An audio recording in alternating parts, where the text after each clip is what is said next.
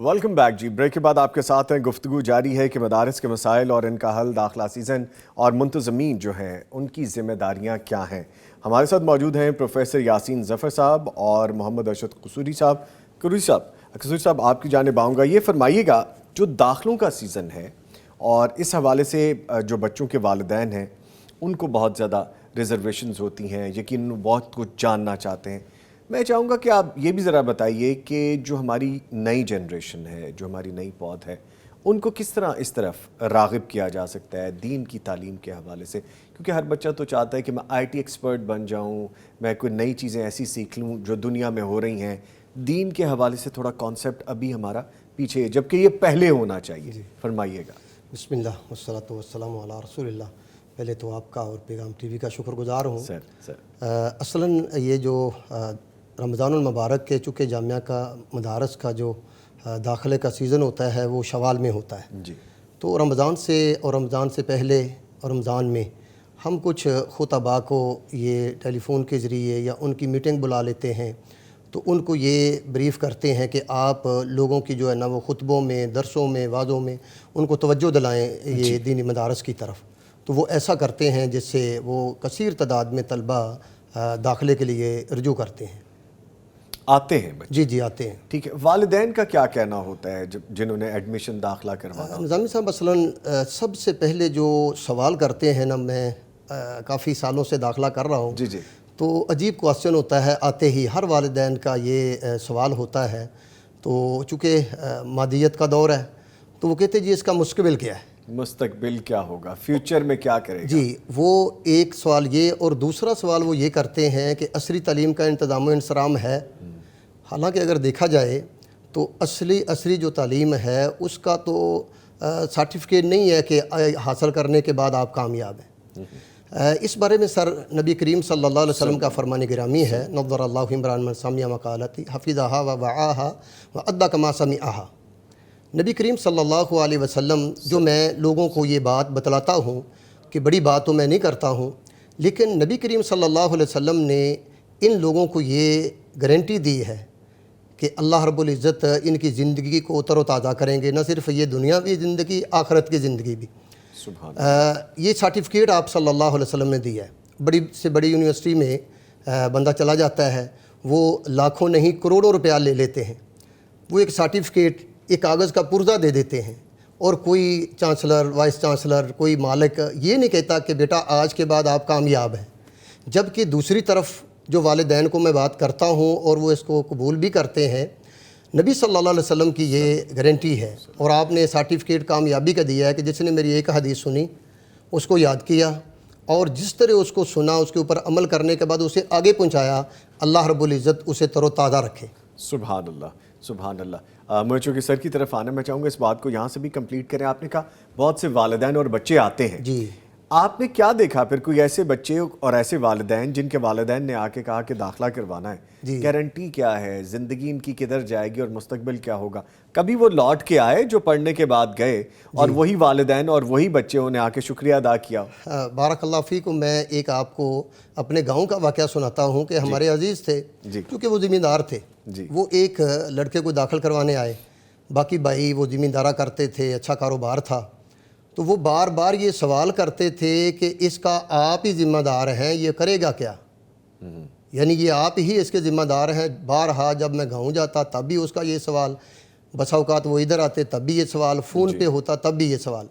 لیکن وہ جب فارغ ہو کے طالب علم گیا تو آج کل وہ ایک تو ڈی پی ایس میں پڑھا رہا ہے ضلع قصور میں، اور دوسرے نمبر پہ ایک مسجد میں خطبہ دے رہا ہے، تیسرے نمبر پہ وہ اکیڈمی میں پڑھا رہا ہے، اور چوتھے نمبر پہ آن لائن وہ کلاسیں لے رہا ہے.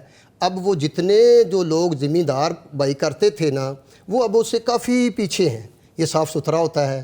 اب وہ بزرگ جو ہیں وہ مجھے دعائیں بھی دیتے ہیں اور وہ کہتے ہیں کہ میں کاش کہ باقی بچوں کو بھی ادھر ہی لاتا۔ اللہ اکبر، اور یہ اللہ ایک مثال نہیں ہے، یہ بیسیوں مثالیں ایسی ہیں کہ وہ طالب علم آتے ہیں اور جا کے، بلکہ ابھی حال ہی میں ایک سعودیہ میں ٹیچر کی ضرورت تھی، تو وہ لڑکا چونکہ وہاں جامعہ میں جہاں یہ تعلیم ہے دینی، وہاں استاد محترم کی شفقت ہوتی ہے، تو ایم فل تک، اردو ایم فل تک، اس بچے نے بھی اردو میں ایم فل کر لیا تھا۔ ماشاءاللہ۔ اب 400 لوگ آئے سعودیہ میں، ایک ٹیچر، 2 ٹیچر چاہیے تھے، 400 لوگ، جیسے وہ لڑکے نے بتایا کہ 400 لوگ شریک ہوئے، ان میں سے 5 لوگوں کا انہوں نے انتخاب کیا، اور 5 میں سے وہ ہمارے جامعہ میں پڑھنے والا ایک لڑکا، اس کا انتخاب ہوا۔ ماشاءاللہ۔ تو ادھر جو ہے نا عصری تعلیم، اس کی کوئی گارنٹی نہیں ہے۔ جس طرح آپ نے فرمایا، پھر مجھے تو یہ کہنا پڑتا ہے، بلکہ سر آپ تو مجھ سے زیادہ بہتر سمجھتے ہیں اس چیز کے بارے میں، کہ دین کو حاصل کرنے کے بعد، اس راہ پہ چلنے کے بعد، اس کو اپنانے کے بعد تن ہی نہیں من بھی اجلا ہوتا ہے، اور اگر آپ ایسے ہی چلتے رہیں تو پھر آپ کی دنیا اور آخرت دونوں اجلی ہو جاتی ہیں۔ اچھا سر، میں آپ کی طرف دوبارہ آؤں گا، فرمائیے گا، ہم نے بات کی تھی صوبائی لیول پہ، وفاق کیا کہتا ہے اس بارے میں رجسٹریشن کے حوالے سے؟ دیٹ واز ویری الارمنگ، اور مجھے بڑی عجیب لگی یہ بات، آپ بہتر اس کو ڈیفائن کر پائیں گے، چیریٹی کے اس بیریئر کے اندر رکھ کے رجسٹریشن کو کرنا مدارس کے حوالے سے، جبکہ وہ خود ارن بھی کر سکتے ہیں اور خود وہ اپنے ایکسپینس اٹھا بھی سکتے ہیں، پھر بھی ان کو رجسٹرڈ نہ کرنا، کیا سمجھ میں آتا ہے آپ کو اس کے بارے میں؟ میرے خیال میں ایک تو گزشتہ سالوں میں جو پاکستان کے خلاف ایک مہم چلی، FATF کا مسئلہ بنا، اور پاکستان پر دہشت گردی کے جو کچھ واقعات ایسے ہوئے، ان کی نسبت جو ہے نا وہ یہ کی گئی کہ شاید یہ طبقہ اس میں معاونت کرتا ہے، لہذا ان کا جو ہے نا راستہ روکا جائے۔ حالانکہ تحقیق کے بعد اور ایجنسیوں کی رپورٹ کے بعد بھی انہوں نے یہ کہا کہ یہ سارے اس سے کلیئر ہیں، ایسا نہیں ہے۔ جہاں دیگر بہت ساری چیزوں میں کچھ خرابی ہو سکتی ہے، کوئی ایک آدھا مدرسہ بھی ایسا ہو سکتا ہے، تو ایک مدرسے کی سزا تو آپ 99 کو نہیں دے سکتے۔ تو ایک تو یہ بات ہے۔ دوسرا، رجسٹریشن نہ کرنے کے جو نقصانات ہمیں ہو رہے ہیں، ایک تو بینک اکاؤنٹ نہیں کھلتے، حالانکہ حکومت کو چاہیے تھا کہ بینک اکاؤنٹ کھلوائیں اور مجبور کریں مدارس کو کہ آپ اپنا لینا دینا سارا بینک کے ذریعے سے ٹرانسپیرنسی آ جاتی ہے اس میں، تاکہ پتہ چلے، آڈٹ کروائیں سارا۔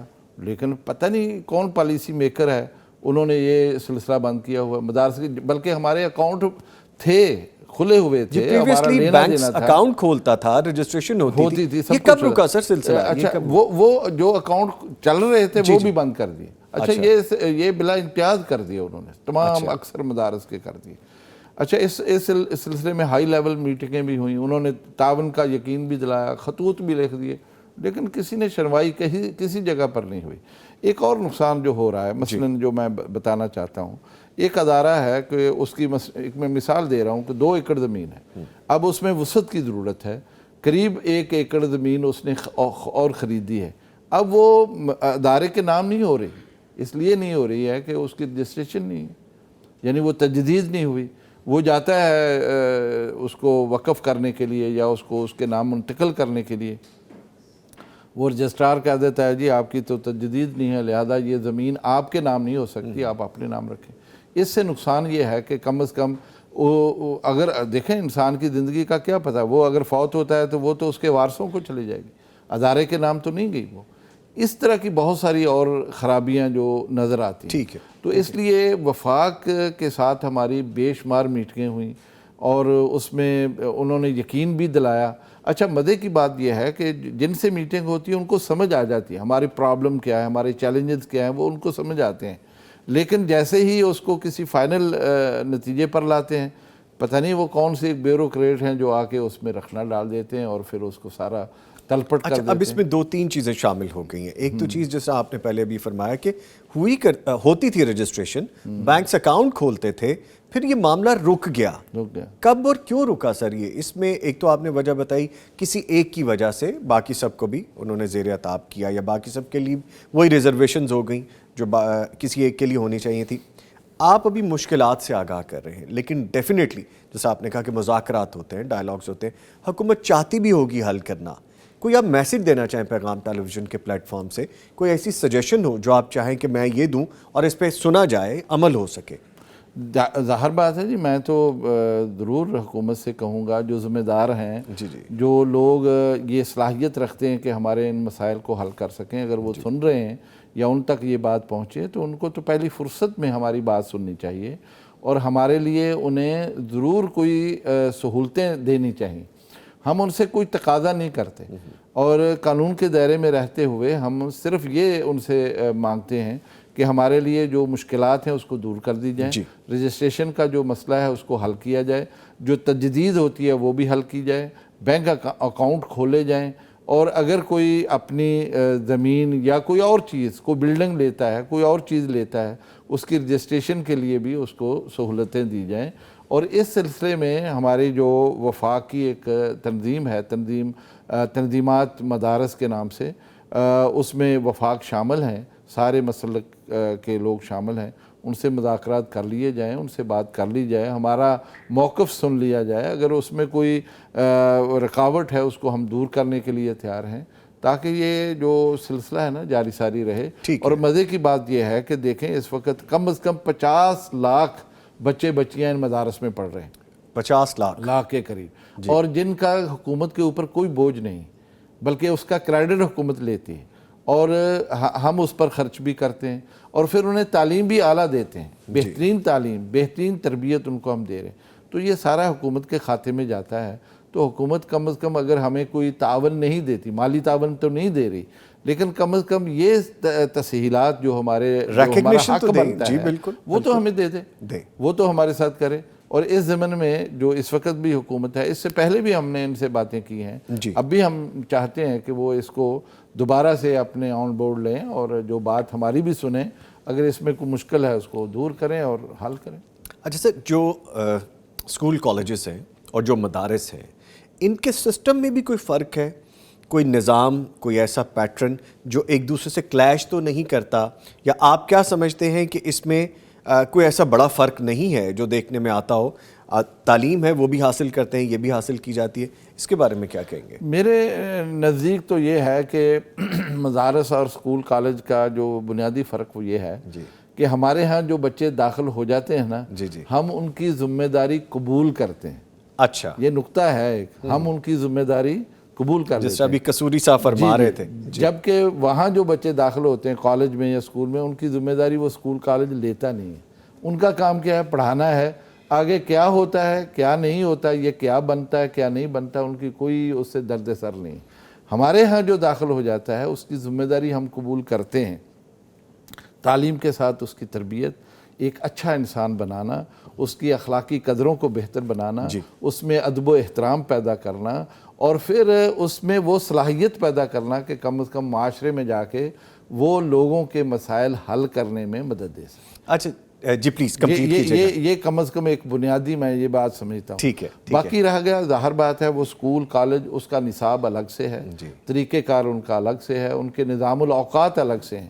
ہمارے ہاں نصاب الگ سے ہے، وہ دینیات کے، اسلامیات کے اور شریعت کے عین مطابق ہم اس کو بناتے ہیں، لیکن اس میں بہت ساری ایسی چیزیں بھی ہم شامل کرتے ہیں جو موجودہ معاشرے کا تقاضا بھی ہے، سماج کا جو تقاضا ہے اس کو بھی ہم اس میں شامل کرتے ہیں اور وہ پڑھاتے ہیں۔ ہمارے نظام الاوقات الگ سے ہوتے ہیں، تھوڑے سے زیادہ ہوتے ہیں ان کی نسبت، اس لیے کہ بچے رہائش پذیر ہوتے ہیں، صبح کے وقت بھی پڑھتے ہیں اور شام کو بھی وہ ہم ان کو پڑھاتے ہیں اور مطالعہ کرواتے ہیں اور ان کی نگرانی کرتے ہیں، نمازوں کی پابندی کرواتے ہیں، اخلاقی جو قدریں ہیں اس کی پابندی کرواتے ہیں۔ تو یہ بنیادی ایک فرق ہے جو اسکول کالج اور مدارس کے۔ مجھے ایک فرق یہ بھی لگتا ہے، اگر میں غلط ہوں تو مجھے یہاں پہ ٹھیک کر دیجیے گا، اگر آپ کسی بھی دینی کالج یا یونیورسٹی یا اگر آپ اسکولز کی ہم انیشلی بات کر لیں، اسکول میں پڑھانے کے علاوہ آپ کو ٹیوٹر بھی رکھنا پڑتا ہے بسا اوقات۔ بالکل صحیح۔ جبکہ یہاں پہ مجھے ٹیوٹر والا کوئی کام نہیں نظر آتا۔ بالکل صحیح۔ یہاں پہ صبح بھی اور شام بھی آپ خود ہی پڑھا رہے ہیں،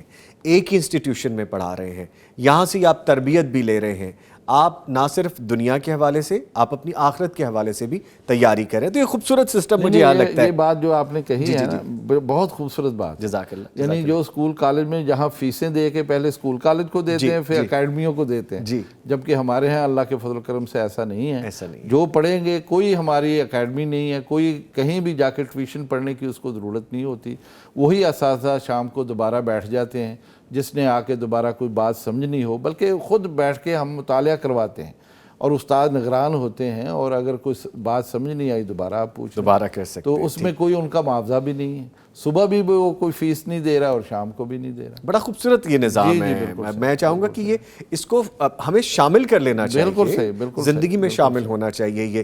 باقی دنیاوی تعلیم تو ہم حاصل کر ہی رہے ہیں اور کرتے بھی اور کرتے بھی رہیں گے، لیکن بیس یہاں سے ہونی چاہیے۔ سر میں آپ کی جانب دوبارہ آؤں گا، یہ فرمائیے گا قصوری صاحب، بچوں کو ایک تو دینی تعلیم مل رہی ہے لیکن اس کے ساتھ تربیت بھی ضروری ہے۔ ہمارے جو دوسرے ماڈرن سسٹم کے اسکول ہیں وہ تربیت کے حوالے سے ڈیفرنٹ فیسٹیولز کرواتے ہیں، آج یہ اوکیین آ گیا، آج یہ دن آ گیا، آج یہ ایکٹیویٹی آ گئی، آج یہ کپڑے چینج ہو گئے، آپ وہ سارے معاملہ ڈیفرنٹ۔ لیکن ایک مدرسے میں رہنے والا طالب علم جو دین کی تعلیم حاصل کرے، آپ اس کی تربیت کیسے کرتے ہیں؟ ان کو ماحول کیسے ملتا ہے؟ وہ اپنے آپ کو کیسے بہتر انسان بناتے ہیں؟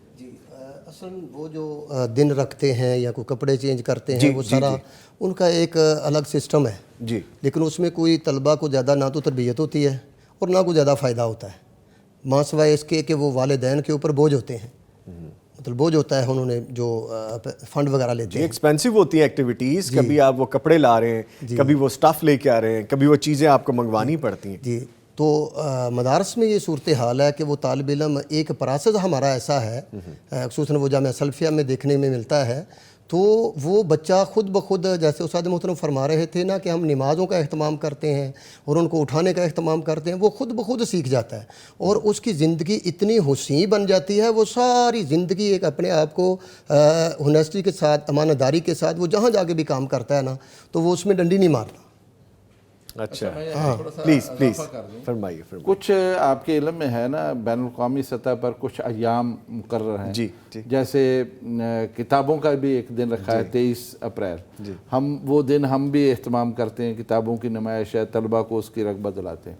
عربی زبان کا ایک دن ہے 18 دسمبر، ہم باقاعدہ اس پر اپنے ہاں سیمینار کرواتے ہیں، اس میں پروگرام کرتے ہیں اور اسکالر بلاتے ہیں اور وہ سارا پروگرام عربی میں کرتے ہیں۔ اور یہ صرف ایک مدرسے میں نہیں ہوتا، یہ دنیا بھر میں ہوتا ہے۔ جی، ہم وفاق کی بنیاد پر تمام وہ مدارس جو ہمارے ساتھ منسلک ہیں 1400 سے زیادہ، ان سب کو لکھتے ہیں کہ آپ یہ ایکٹیویٹی کریں اپنے ہاں، جو ہے نا یہ عربی کا دن جو ہے نا منائیں۔ اسی طرح کے اور بھی کچھ ایام ہیں وہ ہم کرتے ہیں، لیکن ہمارے اور ان کی سوچ میں یہ فرق ہے۔ مثلا والدین کا ایک دن رکھا ہے، والدین کا دن منانا، باپ کا دن منانا، تو ہمارے نزدیک یہ ہے کہ ہر دن ہی ان کا ہوتا ہے، جن کے شفقت محبت سے بچہ جو ہے نا وہ پالتا ہے، پوستا ہے اور بڑا ہو کے آتا ہے، تو اس لیے ہماری کچھ ترجیحات اس طرح کی ہوتی ہیں کہ ان کی دین سازی ایسے کریں۔ یعنی جو لوگ یہ بات کرتے ہیں کہ دنیا سے کٹ جاتے ہیں، مدارس میں تعلیم حاصل کرنے والے بچے، ایسا بالکل نہیں ہے، بلکہ دنیا میں رہتے ہوئے شاید ان دوسرے لوگوں سے زیادہ دنیا میں بہتر کنٹریبیوشن ادا کرتے ہیں جو دنیاوی علوم حاصل کرتے ہیں۔ یہ دونوں ایک علیحدہ علیحدہ سوچیں ہیں۔ اور ویسے بائی دی وے میں اس موقع پہ یہ بھی کہتا چلوں، پیغام ٹیلی ویژن عربی سیکھنے کے حوالے سے جیسے سر ابھی فرما رہے تھے، تو لگے ہاں تو یہ بھی نالج لے لیں، ہم اس کو ویسے تو سرکولیٹ بھی کریں سوشل میڈیا پہ بھی، لیکن آپ اگر عربی سیکھنا چاہتے ہیں تو پیغام ٹیلی ویژن کی ایک اور دوسری ایکسرسائز بھی ہونے جا رہی ہے، چند ہی دنوں میں آپ اس میں بھی شمولیت اختیار کر سکتے ہیں۔ اس کے ساتھ ہی میں بہت شکریہ ادا کروں گا، ہمارے ساتھ موجود رہے محمد ارشد قصوری صاحب، سر آپ کہنے کا بہت شکریہ، جبکہ ہمارے ساتھ موجود ہیں ابھی پروفیسر یاسین ظفر صاحب۔ سر ابھی ہم نے بہت سی باتیں آپ سے جاننی ہیں، سیکھنا ہے آپ سے، تو ہم آپ کا شکریہ ادا کریں گے پروگرام جب ختم ہو گیا۔ آپ ہمارے ساتھ ہی ہیں، ملتے ہیں جی ایک چھوٹے سے وقفے کے بعد، ہمارے ساتھ رہیے گا۔